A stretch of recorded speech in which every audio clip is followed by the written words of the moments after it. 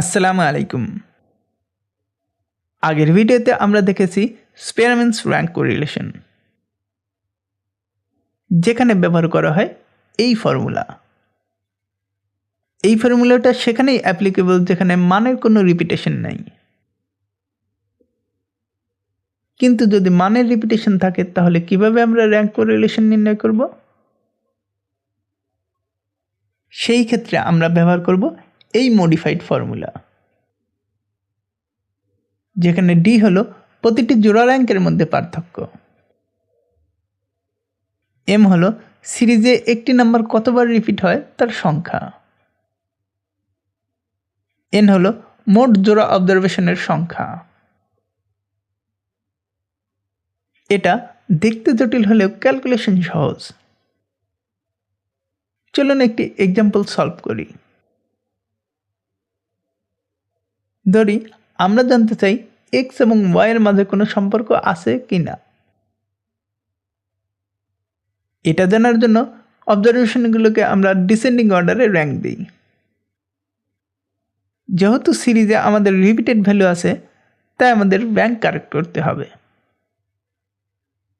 X অবজারভেশনে 15 আছে 2টি, তাই আমরা 3 এবং 4 র্যাঙ্কের গড় করি। আমরা পাই কারেক্টেড র্যাঙ্ক 3.5। এই র্যাঙ্ককে বলে টাইড র্যাঙ্ক। ওয়াই অবজারভেশনে 30 আছে 3টি, তাই আমরা 3, 4 এবং 5 র্যাঙ্ককে গড় করি। আমরা পাই কারেক্টেড র্যাঙ্ক 4। এবারে আমরা র্যাঙ্কগুলোর পার্থক্য এবং পার্থক্যের বর্গ নির্ণয় করি। প্রথম রোর ক্ষেত্রে এটা হলো 1 - 1, যা 0। দ্বিতীয় রোর ক্ষেত্রে এটা হলো 2 - 4, যা -2। আশা করি পরবর্তী ক্যালকুলেশনগুলো আপনি পারবেন। এবারে আমরা প্রতি সেট টাইড র্যাঙ্কের জন্য কারেকশন ফ্যাক্টর নির্ণয় করব।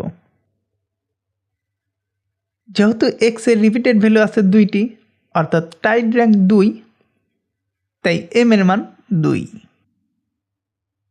আমরা পাই কারেকশন ফ্যাক্টর 0.5।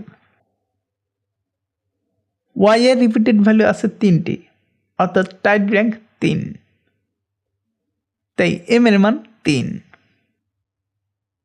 সেজন্য আমরা কারেকশন ফ্যাক্টর পাই 2। তাহলে আমাদের কারেকশন ফ্যাক্টর 0.5 এবং 2, এবং summation of rank difference square 7.5। এটা হলো আমাদের ফর্মুলা। এখন আমরা ভ্যালুগুলোকে ইনপুট করি। আমরা পাই 0.5। এটা নির্দেশ করে এক্স এবং ওয়াই এর মাঝে মডারেট পজিটিভ রিলেশনশিপ আছে। ভিডিওটি দেখার জন্য ধন্যবাদ।